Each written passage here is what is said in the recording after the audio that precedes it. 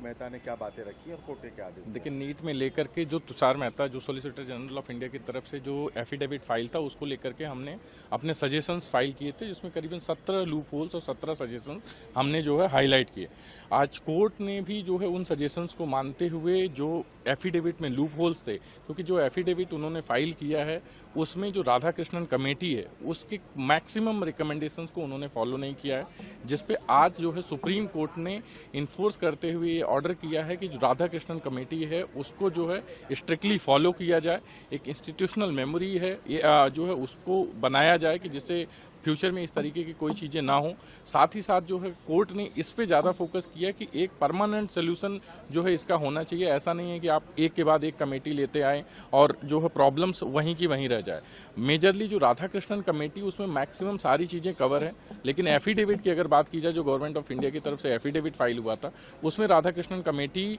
को बहुत ही कम, मतलब एक तरीके से अगर देखा जाए तो उनकी कमेटी के जो रिकमेंडेशंस हैं उसको प्रॉपरली फॉलो नहीं किया गया था, जिसको कोर्ट ने आज बोला उसको फॉलो किया जाए। साथ ही साथ विद इन 3 वीक एक प्रॉपर रिपोर्ट जो है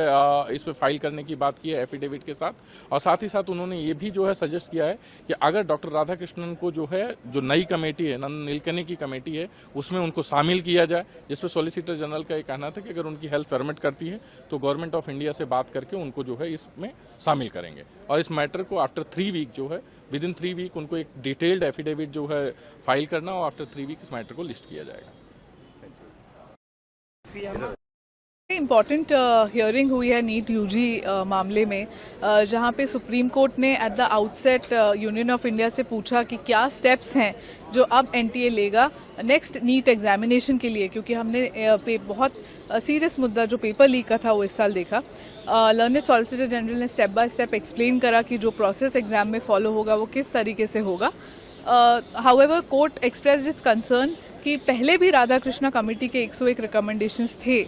उसके बावजूद कोर्ट एनटीए को और यूनियन ऑफ इंडिया को एक नई कमेटी नंदन नीलेकानी कमेटी बनानी पड़ी। तो कोर्ट ने कंसर्न जताया कि डिस्पाइट दोज 101 रिकमेंडेशन क्या नेसेसिटी थी कि एक और कमेटी बनाई जाए। हमको we don't want committee after committee, but court ने एक्सप्रेस करा कि हमको रिजल्ट और इम्प्लीमेंटेशन पे फोकस करना चाहिए, और उसके लिए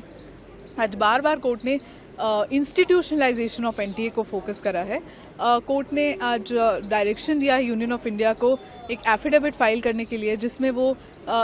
बताएंगे कि कैसे उनने राधा कृष्णा कमेटी की रिपोर्ट को फॉलो करा है, और दूसरी चीज़ ये भी कि किस तरह वो इंस्टीट्यूशनलाइजेशन ऑफ एनटीए को देख रहे हैं। बिकॉज कोर्ट ने आज ये भी मेंशन किया कि हम सिर्फ इस नीट का या अगले नीट पे फोकस नहीं कर रहे हैं, we are looking it from a very holistic perspective that can be followed for this year, for next year and years to come. तो एक कोर्ट ने एक बहुत ही इंपॉर्टेंट चीज़ आज बोली है, जो है institutionalisation of the national testing agency. हम जो पिटिशनर्स हैं federation of all India doctors association, उनकी तरफ से भी एक बहुत डिटेल्ड सजेस्टिव नोट फाइल करा गया। हमने उस नोट में बताया है कि किस तरह राधा कृष्णा कमेटी ने 2024 में ही कंप्यूटर बेस्ड मॉडल पे फोकस किया था, एंड उसमें इसलिए फोकस किया था क्योंकि जो चेन होती है जो ट्रांसपोर्टेशन की, स्टोरेज की, उस सब में मिनिमल ह्यूमन इंटरवेंशन हो जाता है, और उसमें राधा कृष्णा कमेटी ने बोला जो पेन एंड पेपर है that is the weakest mechanism to be followed, and इसीलिए हमने फोकस करा है कि computer based model should be looked at, क्योंकि IITs भी उस मॉडल को देख रहे हैं। वैसा सजेस्टिव नोट हमने भी अपनी तरफ से फाइल किया है, एंड अब नाउ 3 हफ्ते दिए गए यूनियन ऑफ इंडिया को, and now the matter is listed after 3 weeks, and union has directed to file its affidavit.